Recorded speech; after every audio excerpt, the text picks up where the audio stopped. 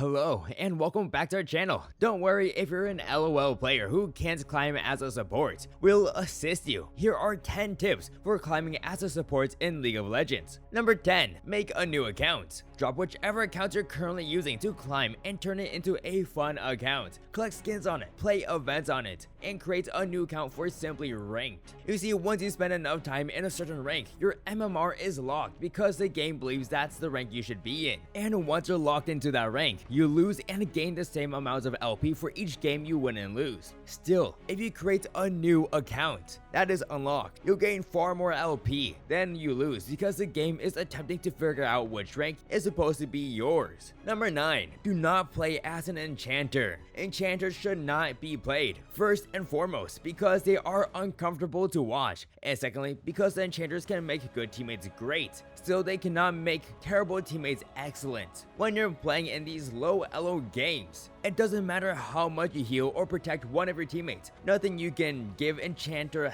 will help them perform better because it's still up to your raw mechanics to make up the plays. You should play heavy engaged support because you get to choose when team fights happen, who to choose on in those battles, and how many easy picks you make for your teammates. You gain control of the game not by killing enemies but by deciding when they should be killed, and smart decision making is something that not many low elo players possess. As a result, making selections for them will assist you in climbing. The only time we recommend you to play as an enchanter is if one of your teammates has locked in a character that significantly benefited from being pocketed, like Master E or Vanya. Number 8. Selecting a champion. In Champ's Choice, you can win the majority of low elo games. Your champion pool should be around 8 or 9 characters, not too large, but each one completely counter the opponent's supports. You should always try to counter someone on their team if you can't counter their jungler or their top laner. Pick Pyke if they become immobile, characters like bot lane, Blitzcrank if they're Blitzcrank, Alistar if they pick any sort of really hook champ Alistar is really strong into, and learn excellent blind pick support because there are some games where you can't counter the enemy. Number 7. Start roaming. If you haven't yet, begin roaming. Pick a bard. It's practically designated into his kit to travel over the map and be a nuisance. Our mentality on roaming is that lousy supports will only help his ADC during the laning phase, but a good support will come into his entire team when it matters at any point of the game. The top lane can benefit from free roams, and the mid lane can benefit from ganking the junglers to essentially 3v1s or 3v2 situations. If you want to win, you must ensure that everyone on your squad is ahead of the game. It won't work if you just focus on getting your ADC fed, hoping and praying that they'll carry the game. Number 6. Vision saves lives. Improve your vision score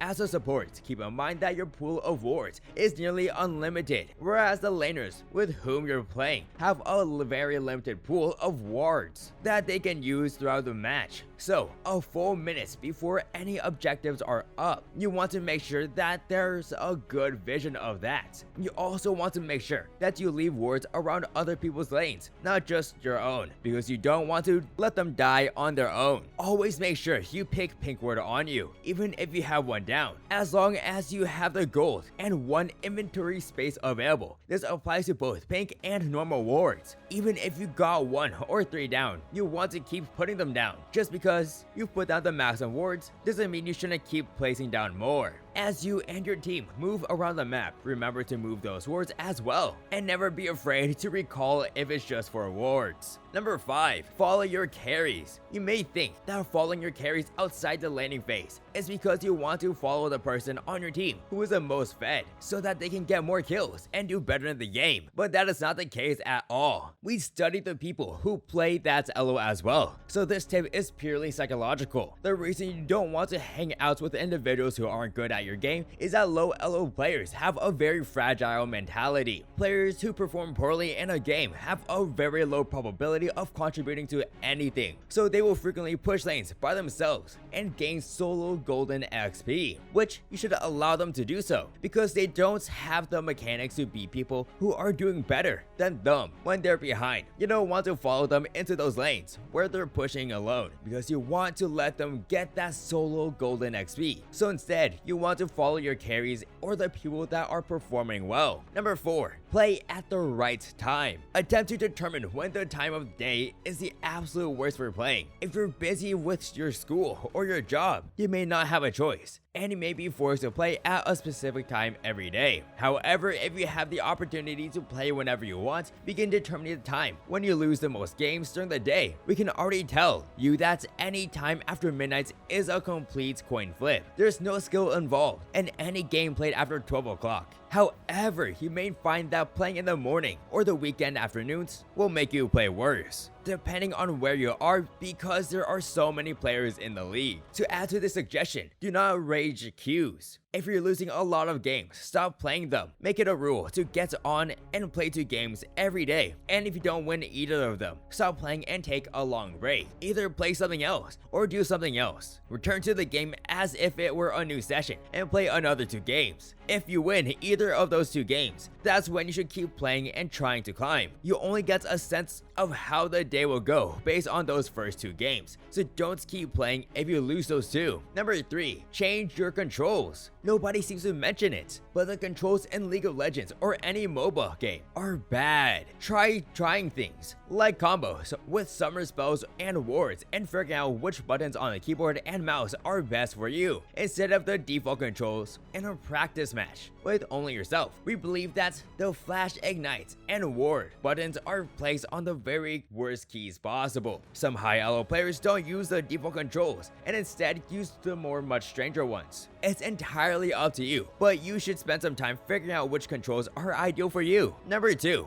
ignite early. Let's finally go into the mechanics of being a support, rather than just positioning and game knowledge. When battling 2v2s in the bot lane, you should always try to ignite sooner rather than later. When you engage into a fight, the enemy ADC will almost always use heal if they have it, and igniting early can practically cancel their heal, resulting in a lot more 2v2 victories. If you want to make sure you're not trying to take or kill or finish off damage with your ignites at the end of the 2v2, you want to use it to cancel heal. Number 1, understand abilities. Understand the CC timer and the cooldowns of your abilities, because they are a waste of all their cooldowns in a split second. Many opponent supports fail to chain CCs properly, and things go from 5-second CC chains to 2-second. When you have 2 stuns in your kit, you must wait for one of them to finish before hitting the other to maximize the amount of time the enemy is stunned, which is quite easy to accomplish thanks to the white bar that appears above your player's head when you stun them. However, it is important to remember that you're not the only one on your team with stuns, and if your teammate stuns someone, then your stuns are assured because they can't move, which means you don't have an excuse to not maximize the amount of time the opponent is stunned. Congratulations on making it to the end of the video. If you found this video useful or simply enjoyed it, a simple like and subscribe would be greatly appreciated. If you have any further suggestions, please leave them in the comment section down below. Thank you for watching, and best of luck to your climb.